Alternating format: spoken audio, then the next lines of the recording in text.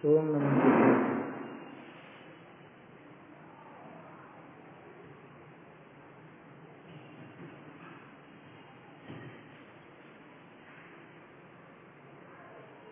श्री जिन शासन गुरु नमो नाना विधि सुख का आत्म हित उपदेश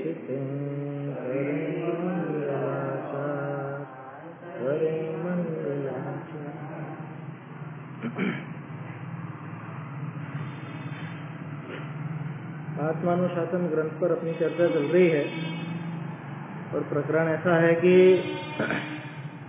जो विषय अभिलाषा है वो किसी की कभी पूरी होती नहीं और कितनी खतरनाक है, कितनी ज्यादा है, इसका भी आचार्य देव ने उदाहरण दिया था कि गड्ढा, इसका जो इच्छा रूपी गड्ढा है उसमें समस्त विश्व अणु के समान है, इसलिए किसी को कुछ ज्यादा मिल नहीं सकता। और इस पूरे विश्व में जो कुछ भी बाकी नजर आता है वो सब इस वजह से नजर नहीं आता है कि इसने छोड़ दिया या इसने निवृत्ति ले ली। निवृत्ति लेने के कारण वो बच गया ऐसा नहीं है, बल्कि इसके भोगने की सामर्थ्य नहीं थी इसलिए बच गया।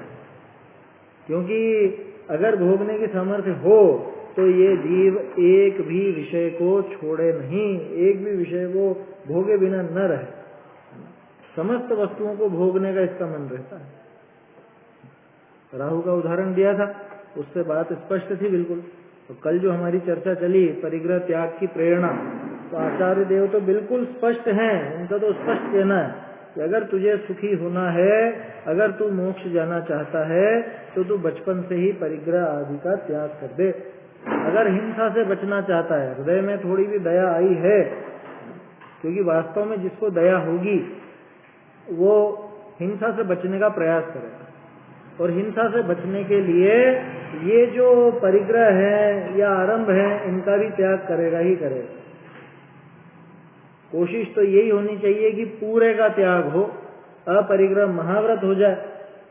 अब उतना एकदम नहीं बन पा रहा है तो थोड़ा तो हो, है ना, लिमिट में तो आवे, जिसको अपन कहते हैं परिग्रह परिमाण। इसीलिए श्रावक के जो व्रत हैं और मुनियों के जो व्रत हैं, मुनिराज के महाव्रत में अहिंसा महाव्रत, इधर अहिंसा अणुव्रत, उधर सत्य महाव्रत, इधर सत्य अणुव्रत, उधर अचौर्य महाव्रत, इधर अचौर्य अणुव्रत, वहां ब्रह्मचर्य महाव्रत, इधर ब्रह्मचर्य अणुव्रत, और उधर है अपरिग्रह महाव्रत। लेकिन यहाँ अपरिग्रह नाम का अणुव्रत नहीं है, यहाँ पे परिग्रह परिमाण अणुव्रत है। समझ में?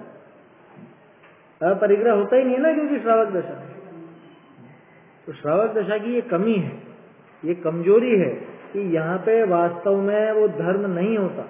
जो धर्म तीन कषाय चौकड़ी के अभाव रूप है, जो वीतरागता रूप है, वो इस गृहस्थ दशा में होता नहीं है वास्तव में।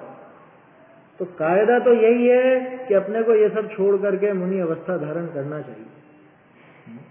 लेकिन क्या करें, ये कोई भावुकता में लेने वाला फैसला तो है नहीं कि सामर्थ्य नहीं है और ले लूं मैं तो जोश जोश में है, बन जाऊं मुनि। मुझ में अभी अंदर में तीन कषाय चौकड़ी का अभाव जैसी योग्यता तो आई नहीं। तीन कषाय चौकड़ी छोड़ो, एक कषाय चौकड़ी का भी अभाव हुआ कि नहीं हुआ, और मैं तो मुनि बन जाऊं तो फिर क्या होगा? तो उस पद की गरिमा को धारण नहीं कर पाऊंगा। इसलिए भावुकता में नहीं लेना। तो फिर दूसरी कंडीशन सामने आती है कि अगर मुनि नहीं बन सकते तो कम से कम गृहस्थ दशा में तो अपने को ये परिग्रह आदि का परिमाण करना ही चाहिए, अणुव्रतों का पालन करना ही चाहिए। तभी जाकर के वो मोक्ष के मार्ग में आगे बढ़ पाएगा। वास्तव में तो मुनिराज ही बढ़ते हैं आगे, श्रावक तो सिर्फ उसकी तैयारी ही है एक तरह से। बल्कि एक चीज और है ना, ये श्रावक का जो धर्म है ये समझौते का धर्म। समझौते का माने जैसे नियम लिया आपने, आजीवन कोई नियम लिया तो आजीवन चलेगा या नहीं चलेगा? आजीवन चलेगा। लेकिन अगर मुनि बन गए तो फिर क्या होगा? फिर वो श्रावक के व्रत रहेंगे या नहीं? फिर वो श्रावक के व्रत टूट जाएंगे। आया समझ? दिग्व्रत देश व्रत जो होता है वो किसके होता है? वो श्रावक के होता है, मुनिराज के हो ही नहीं सकता, असंभव है। क्योंकि उनको लगातार गमन करना है, एक स्थान पर रुकते नहीं है, निरंतर विहार होता है, तो दिग्व्रत और देशव्रत बनता नहीं है उनके, वो श्रावक के होता है। इसीलिए तो मैंने कहा समझौते का धर्म है। भले आपने आजीवन लिया हो, लेकिन आजीवन का अर्थ है अगर आजीवन श्रावक रहे तो, अगर मुनि बन गए तो वो सारे व्रत अपने आप टूट जाते हैं, अपने आप। जैसे श्रावक के तो नित्य स्नान का काम है, मुनिराज के अस्नान का काम है। श्रावक के नित्य देव दर्शन चाहिए, मुनिराज के देव दर्शन का नियम नहीं है समझ में। देव पूजा आदि ये सारे काम श्रावक के मुनिराज के होते ही नहीं। ये गंभीरता समझनी चाहिए कि वास्तव में तो मुनि धर्म ही पालन करने लायक है, लेकिन अगर मुनिपना नहीं हो पा रहा है तो हम श्रावक धर्म का पालन करके भी आगे बढ़ सकते हैं, और आगे बढ़ना चाहिए, है ना। उस दिशा में अपने को कदम बढ़ाना चाहिए।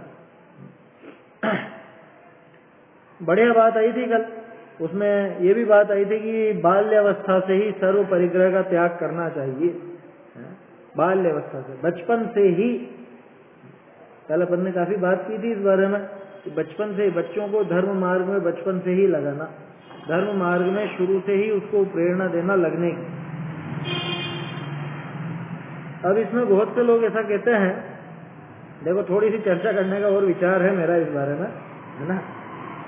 बहुत से लोग क्या कहते हैं, अरे सुनते नहीं है बच्चे, है ना। बड़े वाले की नहीं कह रहा हूं, जैसे कल आपका जो प्रश्न था, आपने तो बड़े हो गए बच्चे तब की बात की थी।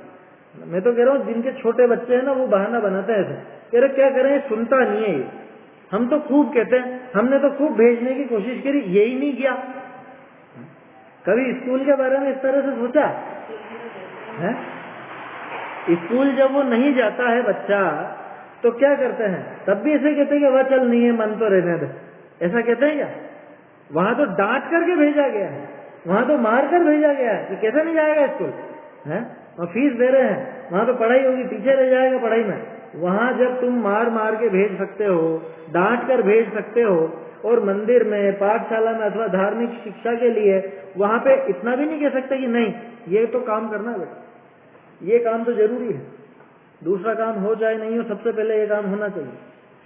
क्या मंदिर तो सबसे पहले जाना, क्योंकि देखते हैं ना लोग बाग ऐसे ऐसे हैं, वो क्या करें, या तो फैशन के मारे कह लो, या थोड़ा झूठे पता नहीं किस भ्रम में जी रहे हैं।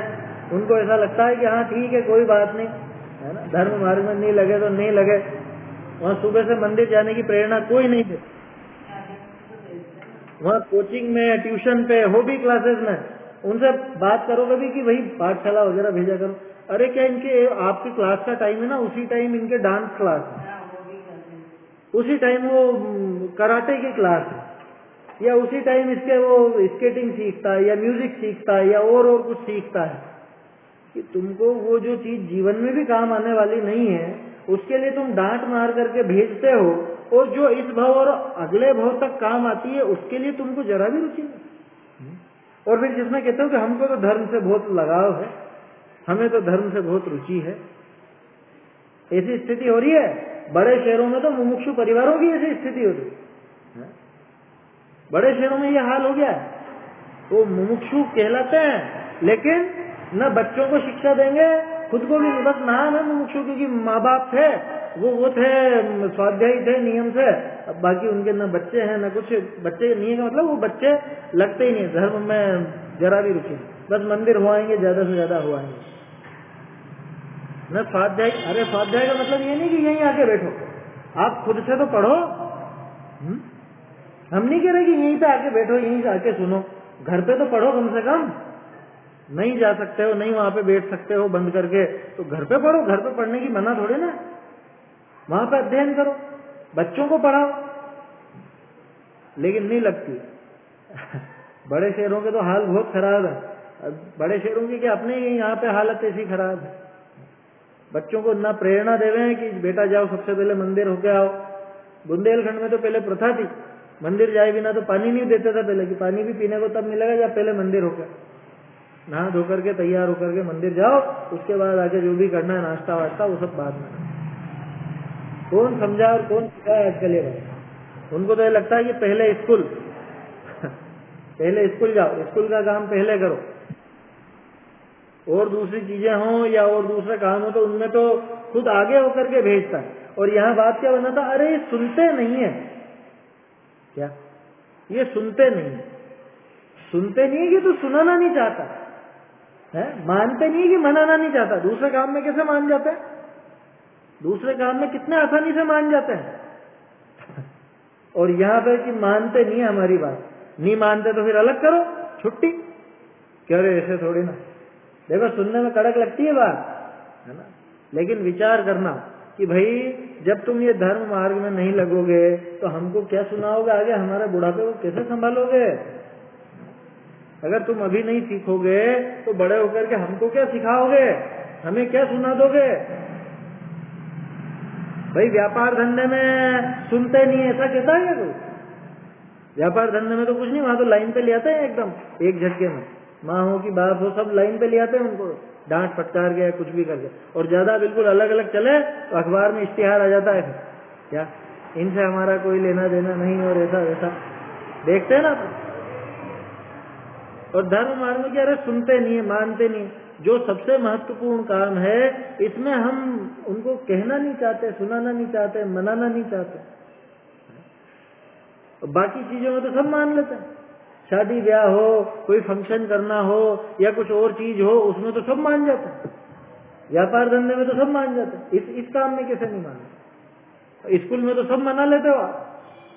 इसलिए इस चीज पर दृढ़ता से विचार रखना है ना, और दृढ़ता से बिल्कुल कायम रहना इस चीज पर। तो कि भैया प्रश्न क्या किसी का, चलिए, कि इस मार्ग में तो आपको लगना ही लगना है ना, क्योंकि ये मनुष्य भाव मिला है, ये कोई ऐसा नहीं है कि आपके हमेशा रहने वाला हो या अगली बार भी मिल जाए, इसकी कोई गारंटी नहीं है। और ये जो मनुष्य भाव मिला है ये काहे के लिए मिलता है, काहे के लिए मिलता है मनुष्य भाव, है? मोक्ष जाने के लिए, वो तो है ही सही है ना, और कुछ नहीं था, मोक्ष जाना तो है। अरे मनुष्य भाव सम्यक दर्शन के लिए नहीं, सम्यक चारित्र के लिए मिलता, और सम्यक चारित्र के पहले सम्यक दर्शन होना चाहिए। तो उस मार्ग पे अगर आगे नहीं बढ़ेगा, धर्म मार्ग में अगर रुचि नहीं होगी तो कैसे काम चलेगा। इसलिए इसमें ढिलाई बर्दाश्त नहीं कर सकते, आया समझ, इसमें ढिलाई बिल्कुल भी बर्दाश्त नहीं। कह रहे सुबह सुबह इतनी जल्दी स्कूल जाते हैं बच्चे, तो 10 मिनट पहले उठाओ, उसमें क्या है। भाई 7 बजे भी तैयार होकर बस पकड़ते हैं कि नहीं पकड़ते हैं?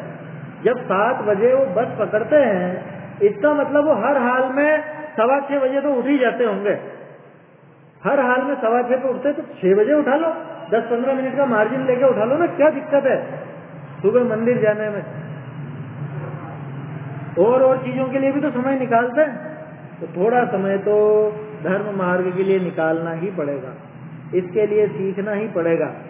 कह रहे ऐसे जबरदस्ती नहीं चलती आज के जमाने में, कि दूसरी जगह आप कैसे जबरदस्ती चलाते हो सबको पता है ना, सब जानते हैं, सब कैसे मुझे मेरी बात मनवानी है।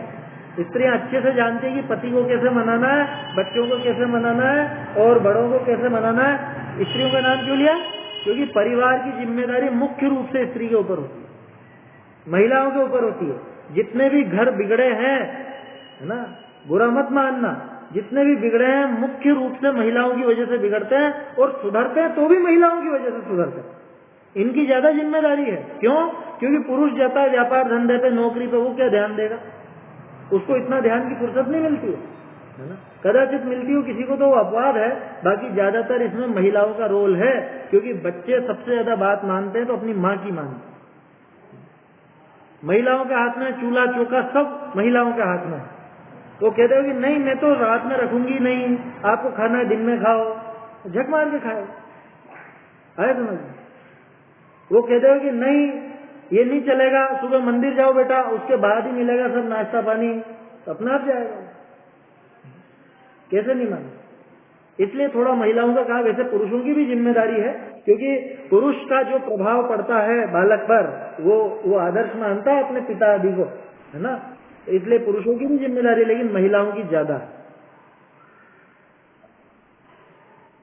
बोलिए, आप कुछ कहना चाह रहे हैं? हाँ हाँ हाँ हाँ, तो बिल्कुल सही बात है, क्योंकि माँ बाप को रुचि नहीं होगी तो वो भेजेंगे कहाँ से हमारे साथ। हाँ, महिमा से रुचि अपने आप बनती है, महिमा आएगी तो रुचि बढ़ेगी बढ़ेगी। हाँ, बिल्कुल सही है आपकी बात। असल में क्या है, हाँ, हम लोगों ने तो ये चीज खूब देखी है, क्योंकि बच्चे आते थे ना, बच्चों को हम जैसे तैसे मना करके लेके आते थे पाठशाला, तो उनसे बच्चे कि जिनके माँ बाप को कोई रुचि नहीं, जिनके माँ बाप को कोई मतलब नहीं था कि धर्म पढ़े कि नहीं पढ़े, बल्कि जो विरोध करने वाले थे, अगर वो उनसे एक बार कह दो कि अरे तू नहीं भेजना इसको, तो वो फट से अगले दिन से बंद कर देते थे बच्चे। ये सब चीजें तो खूब देखी हैं। तो वास्तव में माँ बाप का रोल बहुत बड़ा है इस मामले में। घर के जो भी लोग हैं, चाहे बुजुर्ग हों, चाहे माँ बाप हों, चाहे कोई भी हो, प्रत्येक की जिम्मेदारी बनती है कि वो बचपन से ही बच्चों को धर्म के संस्कार दें, ना, धार्मिक शिक्षा दें। अरे उस जमाने का विचार करो आप, टोडर मल जी के जमाने में वहाँ सैकड़ों बच्चे पढ़ते थे, सैकड़ों उस समय पे। वो पूरी शैली चलती थी, शैली में महिलाओं की कक्षा अलग चलती थी, पुरुषों की अलग चलती थी, महिलाएं पढ़ती थी न्याय व्याकरण आदि। आज आपसे पढ़ने को तो क्या कुछ समझ में ही नहीं आ रहा है, ऐसी स्थिति हो जाती है। हाँ, खूब थी उस जमाने में। टोडर मल जी के जमाने का तो पढ़ पढ़ के रोमांच हुआ है बिल्कुल। उनके बारे में जो लेख वगैरह, जो इतिहास उनका मिलता है, वो पढ़ करके तो ऐसा लगता है कि ये काल्पनिक तो नहीं है ये सारी बातें, क्योंकि आज नहीं दिखने में आता ऐसा, और टोडर मल जी ने उस जमाने में संभव कर रखा था। तो पूरी जो उनकी शैली थी, पूरा जो एक तरह से ग्रुप था उनका विद्वानों का, उन्होंने पूरा वो प्रचार संभाल रखा। कि किसी का ऑडियो चालू है, देख लीजिएगा, है ना। चलिए, तो इसलिए तुझे बाल्य अवस्था से ही सर्व परिग्रह का त्याग करना चाहिए, ये बात आगामी छंद में कहते हैं। बात तो थी बाल्य अवस्था से परिग्रह त्याग की, अपन ने इसको घटित करा बाल्य अवस्था से धर्म शिक्षा, धार्मिक रुचि, वो जरूरी है, उसके बिना नहीं होगा। यहाँ आचार्य देव तो कह रहे हैं बचपन से मुनि बनने की। अपन तो बहुत छोटी सी बात कर रहे हैं, अरे मुनि मत बन, तू धर्म मंदिर तो आजा, तो कम से कम धर्म की पढ़ाई तो कर ले। सोचो तो सही, आचार्य का कितना कितना ऊंचा भाव रहा होगा जब उन्होंने ये बात लिखी कि बचपन से ही मुनि हो जाना भैया। सोचो क्या गजब की बात है। लोग बात तो सोचे ऐसा भी कोई संभव है क्या, ऐसा कैसे उपदेश दे रहे हैं, इनका कुछ दिमाग है ऐसा हो गया दिखता है। लेकिन कितनी ऊंची भावना थी, बड़े होकर नहीं, उन्होंने कहा बचपन से, किसी तो बचपन से आ गया। चलिए देखते हैं, है ना। आप सोच रहे होंगे कि क्या इतने लंबा, तो ये 3 लाइन की बात ही, इसमें इतनी इतनी डिटेल हो गई, अभी तो छंद ही नहीं आया है, कल भी इससे ही हुई पूरी बात। क्या हुआ? तो माता पिता का प्रभाव पड़ता है, तो आप ऐसे कह रहे हैं ना, तो बहुत से बालक ऐसे भी होते हैं। वो निमित्त नैमित्तिक संबंध है ना, सामान्य कथन है, वो हर जगह नहीं लगता। बहुत से जो माता पिता विपरीत हो तो भी धर्म मार्ग में लग जाए, ऐसे भी होते हैं, वो अपवाद है। ऐसे कितने दिखते हैं, लेकिन अधिकांश तो वही होते हैं कि वो कुल अपेक्षा चलता है। तो देखो, कुल अपेक्षा सच्चा धर्म चलाना तो सही, लेकिन समझ कर समझा कर, है ना, नहीं तो वो दिक्कत खड़ी हो जाएगी, फिर वो कुल की वजह से ही मानने लगे। चलिए देखते हैं, छंद देखते हैं अपन। साम्राज्यम कथमप्यवाप्य सुचिरात् संसार सारम पुनः,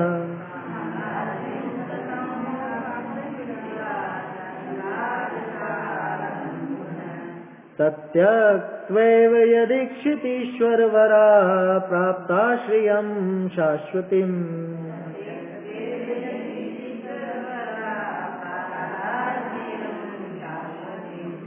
त्वं प्रागेव परिग्रहान् परिहर त्याज्यान् गृहीत्वापि ते।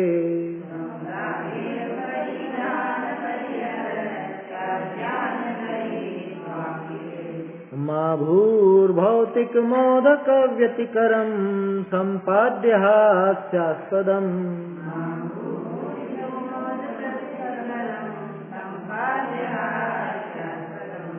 साम्राज्यं कथमप्यवाप्य सुचिरात् संसार सारं पुनः।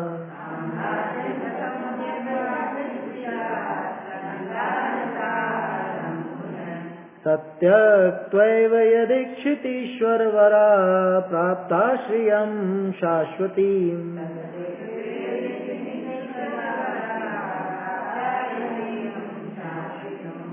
त्वं प्रागेव परिग्रहान् परिहर त्याज्यान् गृहीत्वापि ते।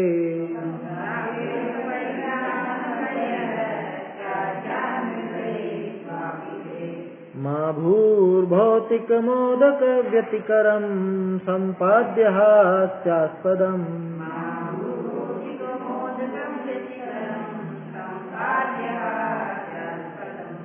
पुण्योदय से राज्यादिक सुख भोगे यदि चिरकाल नरेश, किंतु से ही तज कर पाते अविनाशी मुक्ति सुख श्रेष्ठ। अतः परिग्रह ग्रहण पूर्व ही भविजन उसका त्याग करो, मोदक ग्रहण त्याग करके भिक्षुकवत नहीं हास्यास्पद हो। क्या कह रहे हैं? साम्राज्यम, साम्राज्य है ना, जो राजपद होता है, कथम अपि अवाप्य, कथम अपि माने कैसे भी करके, अवाप्य माने प्राप्त करके, कैसे भी करके जो साम्राज्य को प्राप्त करके सुचिरात, बहुत लंबे काल तक है ना, उसको अवाप्य, उसको प्राप्त करके, बहुत प्राप्त करके मैंने उसको भोग कर, बहुत लंबे समय तक उसको भोग कर। कैसा साम्राज्य? संसार सारम, कि जो संसार में श्रेष्ठ है, संसार में सबसे बड़ा, सबसे बढ़िया है, या जिसको लौकिक जन सर्वश्रेष्ठ कहते हैं, ऐसे उस साम्राज्य को भी किसी प्रकार से प्राप्त करके पुनः यदि त्यक्त्वा एव, पुनः उसके बाद अगर छोड़कर ही, त्यक्त्वा माने त्याग करके, छोड़ करके ही अगर शाश्वतीम श्रियम प्राप्ता, अगर शाश्वत श्रिया को, श्री यानी मोक्ष लक्ष्मी, श्री पहले भी श्रेयसी शब्द आया था ना, श्रेयसी पहले आया था, इस भव में और अगले भव में है ना, भव द्वय श्रेयसी इस तरह का था। तो ऐसे ये श्री, श्री माने और लक्ष्मी, कौन सी लक्ष्मी? शाश्वती लक्ष्मी। कौन सी है? मोक्ष लक्ष्मी। कि उस मोक्ष लक्ष्मी को जिन्होंने प्राप्त किया है, कैसे प्राप्त किया? छोड़ करके। किन्ने? क्षितीश्वर वराह। क्षितीश्वर माने, क्षिति बोलते हैं पृथ्वी को, क्षितीश्वर माने राजा, और क्षितीश्वर वर यानी राजाओं का भी राजा। कौन? चक्रवर्ती। कि चक्रवर्ती भी किसी प्रकार से उस संसार के श्रेष्ठ साम्राज्य को पाकर के और चिरकाल तक भोग कर अगर उसको त्याग करके ही मोक्ष लक्ष्मी को पाते हैं, बात समझ में आ रही है? कि चक्रवर्ती भी मोक्ष लक्ष्मी को कैसे पा रहे हैं? कि साम्राज्य आदि को छोड़ करके पा रहे हैं। तो क्या करना? त्वम प्रागेव परिहर, कि तू पहले ही छोड़ दे, पहले ही परिहार कर दे। किसका? परिग्रहान। कि तू पहले ही इन परिग्रहों को त्याग दे। कैसे परिग्रह? त्याज्यान गृहीत्वापि ते, कि जो ग्रहण करने पर भी छोड़ने ही है। बात समझ में आ रही है? गृहीत्वापि त्याज्यान, कि ग्रहण करने के बाद भी आखिर में तो छोड़ने ही है। तो जो ग्रहण करके छोड़ने ही है, उनको तो पहले ही छोड़ दे। मतलब ग्रहण करने के पहले ही छोड़ दे। क्यों? कि ग्रहण करके भी तो छोड़ना ही पड़ेगा ना।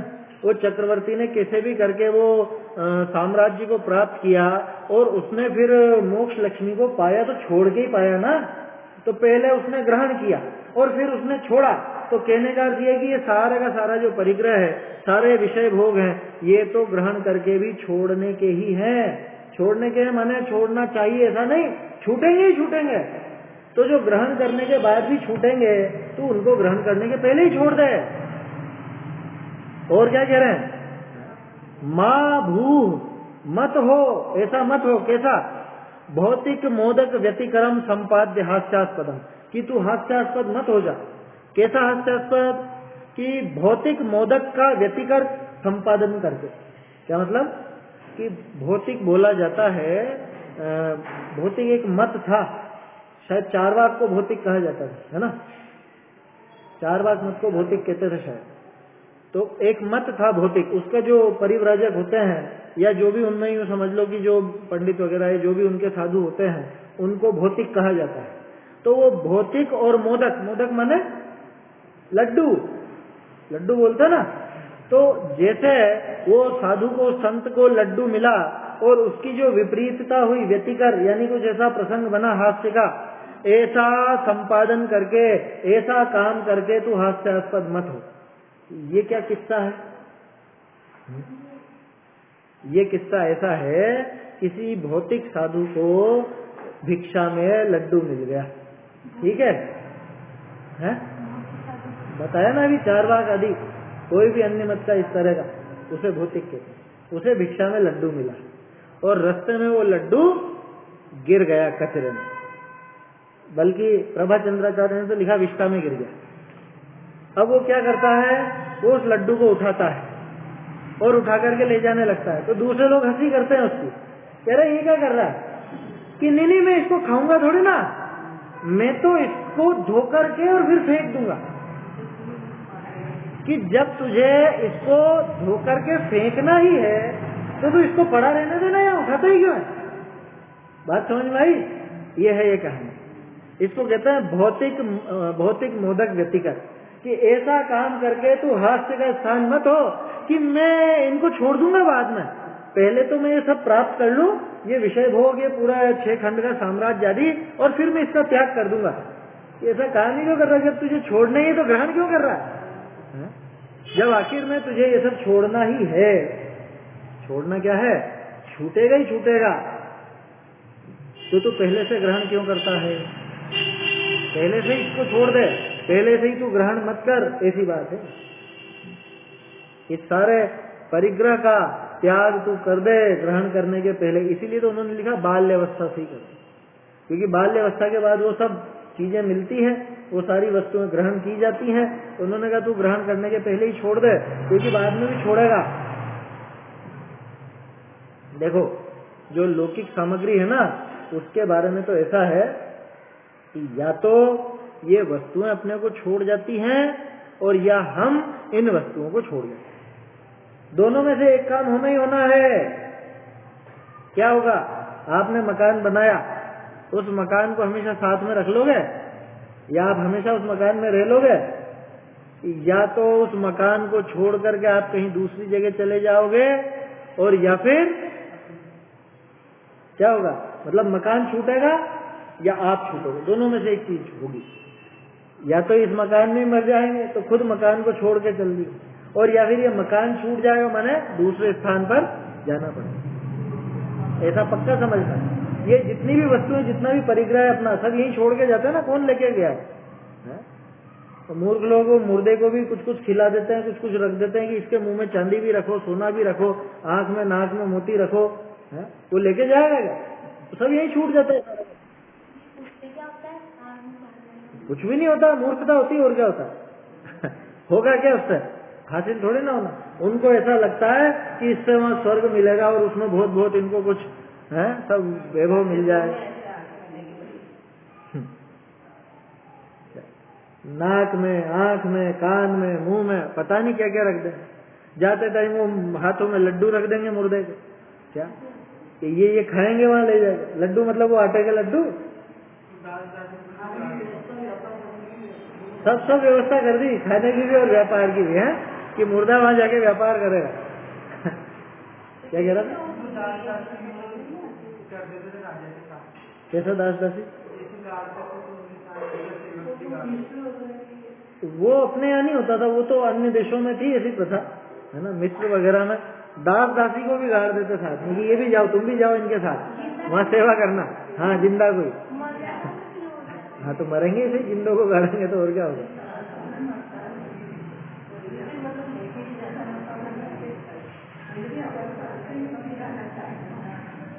कैसा? हाँ, वो तो आकार बदल जाएगा विग्रह गति में।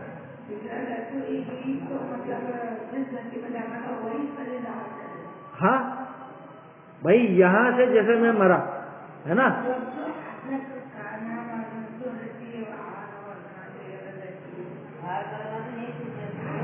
भाई यहाँ की यहीं रह जाएगी। हाँ, वहाँ नया शरीर मिलेगा, नई वर्गणाएं रहेंगी।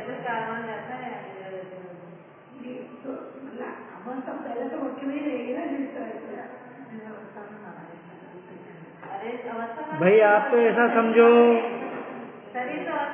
हाँ ठीक है कोई बात नहीं, आप तो ऐसा समझो अभी गिलास में पानी है, कैसा आकार का है?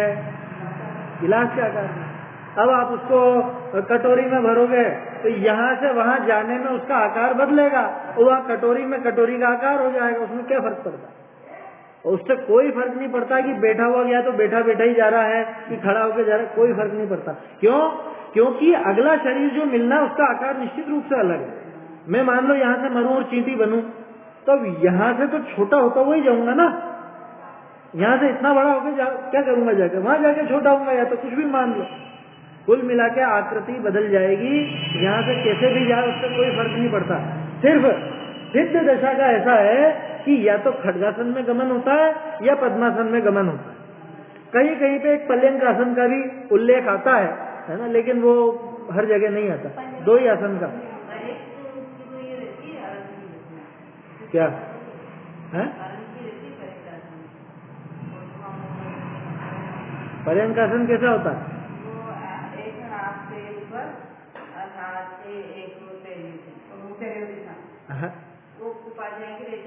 हाँ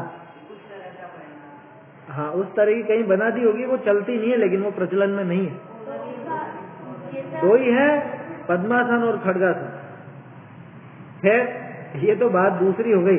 अपनी बात तो ये चल रही थी कि ये वस्तुएं या तो ये आपको छोड़ के चली जाएंगी या आप इनको छोड़ के चले जाओ, दोनों में से एक काम होना ही होना है समझ में? ये जितना भी हमने वैभव इकट्ठा किया, जो भी सामग्रियां हैं, ये सब छूटनी ही है। या तो हम इन्हें छोड़े या ये अपने को छोड़े। और इसी के साथ एक और चीज ध्यान रखना, ये सब अपने को छोड़ती हैं अथवा हम इनको छोड़ते हैं, इसका मतलब ये वास्तव में हमारी है ही नहीं। क्यों नहीं है? क्योंकि मेरा तो जावे नहीं और जावे तो मेरा नहीं। बहुत सीधी सी बात है, वाक्य भी बिल्कुल सीधा है, लेकिन असलियत है ना। और गहराई से विचार करने लायक है कि भाई जो चीज चल जाती है वो मेरी कैसे होगी? इसको तो ठेठ पर्याय तक लगाया जा सकता है, पर्याय पे भी लगाया जा सकता है। ये पर्याय भी चली जाती है ना, निरंतर नई नई आती है, माने ये पर्याय भी मैं नहीं हूँ, ये पर्याय भी मेरा स्वरूप नहीं है। तभी जाकर के वो वास्तविक भेद विज्ञान होता है, सम्यक दर्शन प्रकट होता है, पर्याय से भी भिन्नता। समझ में ही बात? तो ये सब तो यही छूटनी है। तू छोड़ना चाहे तो भी छूटेगी और नहीं छोड़ना चाहे तो भी छूटेगी, दोनों ही दशा में। तू रख नहीं सकता इनको। तो जब आखिरकार ये सब चीजें छूटनी ही है तो तू ग्रहण ही क्यों कर रहा है? जब ये लड्डू तुझे धोकर फेंकना ही है, खाना नहीं है, तो पहले ही पड़ा रहने देना, जाए नहीं रहने दे, क्यों ग्रहण करता है? वो भौतिक मोदक की तरह क्यों हाथ से करवाता? देखो ये बात अपन कह रहे हैं, लेकिन तो भी नई नई चीजें और वो सब इकट्ठी होती ही जाती, करते ही जाते हैं। तो यहाँ आचार्य देव उसी बात को लेकर के अपने को सतर्क कर रहे हैं कि भैया परिग्रह को सीमित करो, घटाओ। कायदे आचार्य देव ने तो यही कहा कि छोड़ दो। अब ये तो हम गली निकाल रहे हैं असल में, क्योंकि हम छोड़ नहीं पा रहे, तो लिमिट में ले आओ भैया, लिमिट में ले आओ। क्यों? कल देखा था ना हिंसा से किस तरह से संबंध है इन सब। तो ऐसा अपने को हंसी नहीं करवानी चाहिए, अपने को यथावत इस धर्म मार्ग का आश्रय लेना चाहिए। देखो अर्थ देखो, हे भव्य, जे अगले बड़े हैं, अपने यहाँ पे चलती है ये, अगले बड़े बोलते हैं, तुम्हारे यहाँ बोलते हैं क्या? अगले बड़े नहीं समझे? अगले बड़े मतलब जो पूर्वज हो गए, जो पहले हो गए, ऐसे अगले माने आगे की संतति में जो हो गए। अपन पीछे वाले हैं, अपन बाद में हुए ना, जो अपने पहले हो गए, ऐसे अगले बड़े, कि तुम्हारे बड़े बूढ़े पूर्वज, ये अगले बड़े उनको कहा जाता है। इसमें क्या है हिंदी में? नहीं, अगले अपन नहीं, अपन उनके पीछे हुए ना, उनके बाद में हुए। बाद में होने वाला पीछा कहलाता, पिछला कहलाता, वो आगे हुआ। अच्छा, इन्होंने पूर्व में बड़े बड़े राजाओं कर दिया, ठीक है ना। इनको यहाँ की भाषा नहीं आती थी ना समझ में, तो ऐसा लिख दिया। हे भव्य जे अगले बड़े बड़े राजानी में केतईक पुण्य के उदय करी, चक्रवर्ती पद का राज्य संसार विषय सार, सो चिरकाल भोग करी, शाश्वती निर्वाण विभूति ताही प्राप्त भय। ठीक है, वैसा लग जाएगा वो पहले जो बड़े बड़े राजा हुए, क्योंकि अगले बड़े का अर्थ पहले हो चुके, कोई जरूरी नहीं कि अपनी परंपरा में हुए। अगले बड़े माने पहले जो हो चुके हैं वो। विभूति ताही प्राप्त भय, ठीक है। कैसे प्राप्त हुए? उसको चिरकाल भोग करके। किसको? वो जो साम्राज्य प्राप्त हुआ था। निर्वाण का कारण परिग्रह का त्याग ही है। ताते तू पहली ही परिग्रह का त्याग करी, कुमार अवस्था ही विषय मुनिपद धरी, बाल ब्रह्मचर्य समान और वस्तु नहीं। ए परिग्रह तजीवे योग्य ही है, जिन चक्रवर्ती पद भोग्या तिनिहु तज्या तब मुक्त भय। जो संसार विषय सुख हो तो तीर्थंकर क्यों त्यागे? कि उनको त्यागे बिना मुक्ति मिलती नहीं, उनको छोड़े बिना मुक्ति होती नहीं। वो भले उन्होंने बहुत समय तक भोगा, लेकिन आखिरकार तो छोड़ करके ही मोक्ष गए ना। भोगते भोगते तो किसी को मोक्ष हुआ नहीं, भोगते भोगते तो नरकेश्वरी प्राप्त होती है, मोक्ष नहीं मिलता। नरक और क्या? नरकेश्वरी माने नरक की विभूति कह दिया ऐसे ही। चक्रेश्वरी सो नरकेश्वरी, राजेश्वरी सो नरकेश्वरी, कि राजपद में मरेगा तो नरक में पैदा होगा, ऐसा ना। कोई वो ईश्वर वाली बात नहीं, वो तो कहावत है। क्या कह रहे हैं कि तू कुमार अवस्था ही विषय, कुमार अवस्था में ही मुनि पद धरी, मुनि पद धारण कर, बाल ब्रह्मचर्य समान और वस्तु नहीं। किसको कहते हैं बाल ब्रह्मचारी? वास्तव में मुनिराज को कहा जाता है बाल ब्रह्मचारी, क्योंकि ब्रह्मचर्य महाव्रत धारण किया उन्होंने। वास्तव में तो उनको कहा जाता है। और बाल ब्रह्मचारी की बचपन से ही ब्रह्मचर्य अंगीकार कर लिया। ब्रह्मचर्य तो अंगीकार किया, लेकिन परिग्रह आदि का त्याग नहीं हुआ, तो हम उनको भी कह देते हैं ब्रह्मचारी, उनको भी बाल ब्रह्मचारी कह देते हैं। लेकिन वास्तव में तो बाल ब्रह्मचारी मुनिराज ही हैं। क्यों? क्योंकि मुनिराज के ब्रह्मचर्य महाव्रत है समझ में। तो असली ब्रह्मचर्य तो वो महाव्रत ही है। ये तो अपन ने पहले बात की ना, श्रावक का तो समझौते का धर्म है। यहाँ पर वैसा ब्रह्मचर्य होता नहीं जैसा मुनिराज का होता।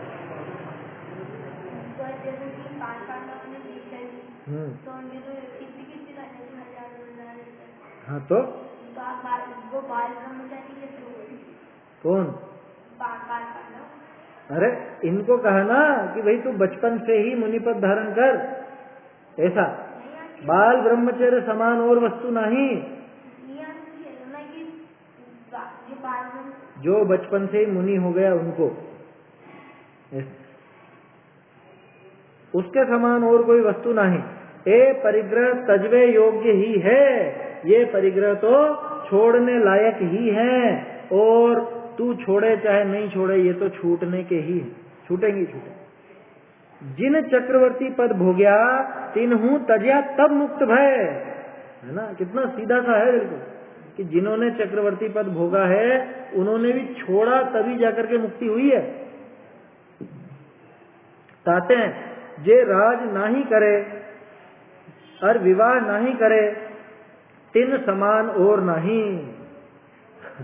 इसलिए राजपद या विवाह पद, विवाह आदि इनसे दूर ही रहना चाहिए।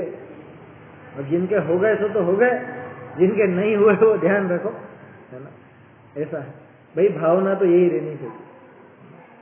भावना तो यही हो कि भाई ब्रह्मचर्य धारण करो। लेकिन कदाचित वैसे भाव न बन पाए, राग तीव्र हो तो और भाव बिगड़े, उससे तो फिर विवाह आदि करके श्रावक धर्म का यथावत पालन करना चाहिए।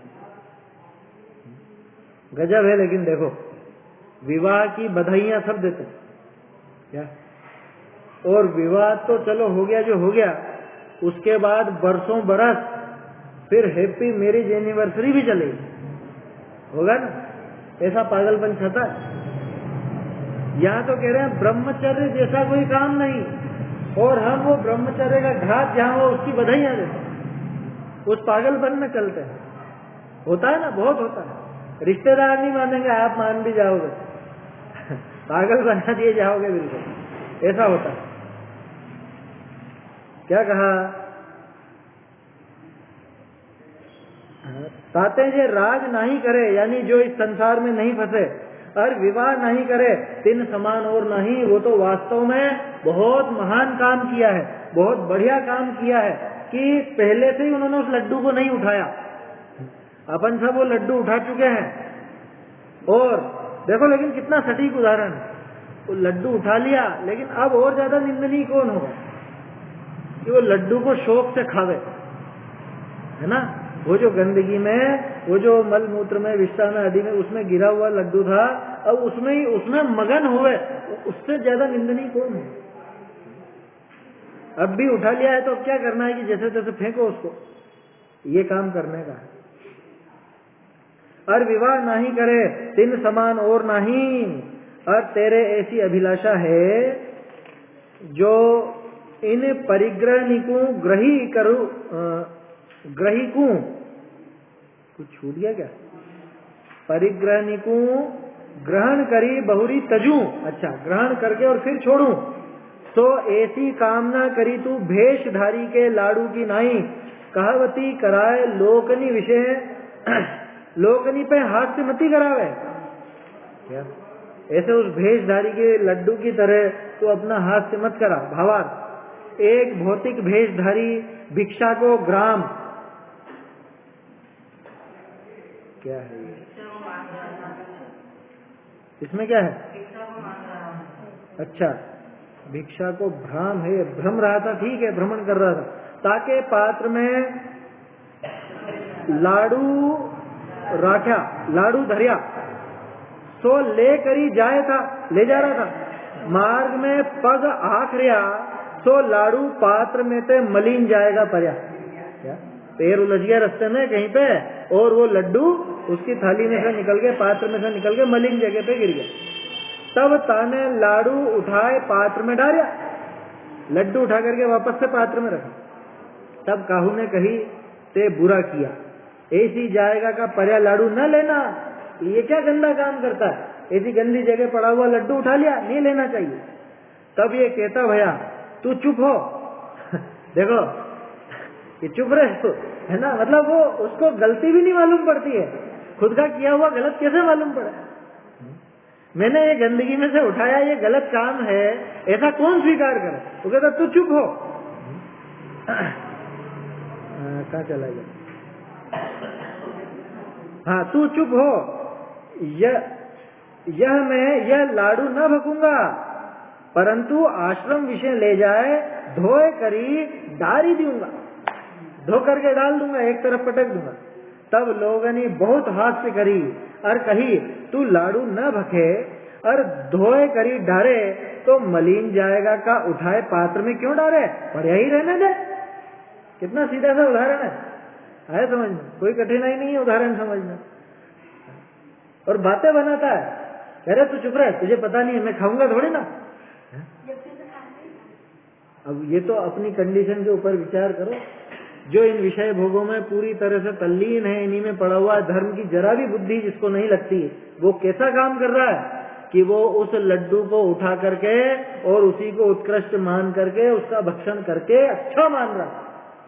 और जो लोग उसको सचेत कर रहे हैं कि भैया ये काम करने लायक नहीं है, उनसे कहता है हाँ ठीक है, सब सुन रखिए तुम्हारी बात, चुप रहो। बहुत से होते हैं इस तरह के। मान लो किसी प्रसंग में वो धार्मिक उपदेश दे कोई, अभी धर्म की बात रहने दो, अभी मत करो, धर्म की बात धर्म की जगह करना। माने उनको यूं लगता है कि ये जो बात है तो यही करने की है, ये प्रैक्टिकल नहीं है, ये बाकी जगह नहीं लगेगी। धर्म की बात हर जगह नहीं कहना, ऐसा उनको लगता। ये बताओ कि अगर ये सच है तो हर जगह अप्लाई क्यों नहीं होगी? क्यों नहीं होगी हर जगह अप्लाई? हर जगह अप्लाई की जाएगी। और अगर नहीं करता है तो ये समझ लेना कि ये तो एक तरह से वो बोलते हैं ना, रोल निभाते हैं, जैसे कि जहाँ गए वैसे हो जाते हैं। स्कूल में कोई शिक्षक गया तो वहाँ पे वो पढ़ाएगा ही सही, वो जब घर पे रहेगा तो अपने बच्चों को पढ़ाएगा नहीं, वहाँ पे खेलेगा ही सही, या ऑफिस जाता है कोई तो ऑफिसर हो जाएगा। उसी तरह से मंदिर में आया तो धर्मात्मा हो जाएगा और बाहर निकला तो वापस लेते। ऐसी स्थिति नहीं होती है ना, ये काम उचित नहीं है। जो इस तरह की प्रवृत्ति रखते हैं वो तो खुद के साथ छल कर रहे हैं। उनको यही नहीं पता है कि मैं यहाँ आया क्यों हूँ, या यहाँ पे ये काम जो हो रहा है अगर इसमें सच्चाई है तो मैं इसको वहां क्यों ग्रहण नहीं करूं। जैसे मान लो यहाँ अपन बात करें रात में कुछ भी खाना पीना नहीं, तो ये सिर्फ यहीं पे बात करने की है क्या है? कि घर पे भी वास्तव में नहीं खाना पीना, या जो अपना मित्र हो, इष्ट जना हो, कोई प्रियजन हो, वो खाता हो तो उसको टोकना है नहीं टोकना? कह रहे अभी धर्म की बात धर्म नहीं करना, यहाँ मत बोलो। अरे यहाँ क्यों नहीं बोला? वहाँ ये इसीलिए तो सीखे थे हम कि हमारी दैनिक प्रवृत्ति बदले, हमारे जीवन में सुधार हो। अब अपना कोई प्रियजन है, अगर वो गलती करता है तो उसको धर्म मार्ग में लगाया जाए कि नहीं लगाया जाए? कह रहे नहीं ये बातें मंदिर में करना है, ये क्या पागल करना? ये वैसी बात है ये जो इसने कहा ना कि तू चुप हो, मैं खाऊंगा नहीं, तुझे पता नहीं है कि मैं इसको खाऊंगा नहीं, खाने के लिए नहीं उठाया मैंने। बहुत से करते हैं ना इस तरह का, रोड पे पड़ा हुआ मिल जाए 10 का नोट उठा लेंगे। अरे क्या तुम भी हैं, रोड पे पड़ी हुई वस्तु उठा? अरे भाई मैं मेरी जेब में थोड़ा रख रहा हूँ, मैं तो मंदिर में ले जाकर के डाल दूं। अच्छा बोलो, उसको पुण्य लगेगा कि पाप लगेगा? चोरी का पाप लगेगा उसे, चोरी का। कह रहे हो तो मंदिर में डाल रहा है ना, कि वो कैसे डाल रहा है? उसकी ठीक है जो डाल रहा है, उसकी वस्तु ठीक है। वो आपको दान देना है तो खुद की वस्तु का दिया जाता है। स्वस्यति सर्गो दानम, है समझ में? अनुग्रहार्थम स्वस्यति सर्गो दानम, न कि पर अति सर्गो, पर की वस्तु मैं तुम्हारी जेब में से निकाल लूं पैसे और कि मैं तो दान में दे रहा हूं, ऐसा नहीं होता।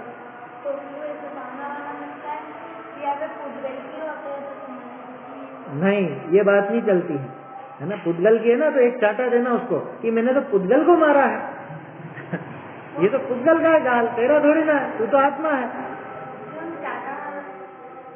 वो पुद्गल है ना, पुद्गल की है ना वस्तु, तो ये भी तो पुद्गल ही है। ये कौन सा आत्मा है? यही बात समझ में। तो जो जैसा होता है ना उसको वैसा ही जवाब दिया जाता है। तो किसी की पड़ी हुई, रखी हुई, भूली हुई वस्तु थी वो, इसलिए कभी ऐसा किसी के दिमाग में ऐसा हो कि हमने अच्छा काम करा, भूल के भी उठाना ही नहीं। आप कौन होते हो उसको उठा करके रखने वाले? अब एक कल्पना करो इसमें प्रैक्टिकली क्या होगा। मान लो आप निकले थे वहां से और आपका वो नोट गिर गया था, ठीक है, आप बढ़ गए आगे, पीछे से मैं आया, मैंने देखा अरे नोट पड़ा हुआ, चलो उठा करके अपन मंदिर में डाल दिया। मैं तो उठा करके ले गया। अब थोड़ी देर बाद आपको मालूम पड़ गया अरे मैं उधर से आया, वहां गिरा होगा। अब आप वहां से वापस से पीछे लौटे, अब आपको मिलेगा ही नहीं नोट, तो अब आप दुखी हो गए या नहीं? एक बात तो ये तो हुई हिंसा। दूसरी बात, वो पड़ी हुई, रखी हुई, भूली हुई, गिरी हुई, वो सब आ जाता उसमें। उसको इसने बिना उसके मालिक की आज्ञा के उठाया, तो ये क्या हुआ? चोरी। चोरी है, हिंसा है ना। और झूठ भी है। झूठ किस बात का? वो ये देकर के सोचता है मैंने दान दिया। दान किसका होता है? खुद की वस्तु का होता है। दूसरे की वस्तु थी, उसको उठा करके दान में डाल दिया, वो कोई दान का फल नहीं है। चोरी का पाप है, हिंसा का पाप है, झूठ का पाप है। समझ में? ऐसा है। ऐसे कि जो बच्चे होते हैं ना, तो दान में 10-20 रुपए 40 रुपए डालते हैं, तो वो भी बड़ों से लेके डाल, वो लेकर के डाल रहे, मांग करके, उठा करके नहीं लाए, वो उन्होंने लिया है। दान का फल लगेगा। हाँ, उनकी भावना अगर देने की है तो लगे। क्यों? उनका तो यही नहीं है। क्यों नहीं है? उन्होंने लिया ना उनके माँ बाप से, तो माँ बाप ने उनको दिया, अब किसका है वो?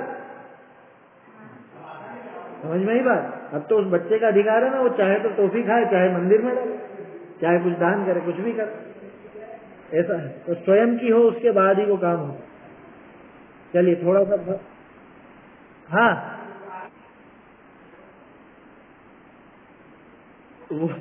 वो क्या दान है? वो तो पहले ही पापी है, वो दान कैसे देगा? मैं आपको ठगूं और आपको ठग करके और फिर वो कि मैं तो दान के लिए ठग रहा हूँ क्या? मैं तो लोगों को क्यों ठगता हूँ? मैं चोरी क्यों करता हूँ? कि मुझे दान करना है। ये गज स्नान का उदाहरण आएगा आगे, मेरे ख्याल से शायद अगले ही छंद में आएगा। हालांकि वो अलग प्रकरण में है, लेकिन अपन ऐसा लगा सकते हैं। गज स्नान माने कि हाथी पहले नहाता और बाद में अपने ऊपर धूल डालता। अरे पहले तो नहा लूं और फिर धूल डालूं, लेकिन ये काम वैसा नहीं है, ये तो उल्टा काम है। ये तो ऐसा है कि पहले तो मैं कीचड़ में पांव रखूं, उसके बाद उसको धोकर के साफ करूं। कि अरे भैया तू पहले ही कीचड़ में पांव क्यों रख रहा है?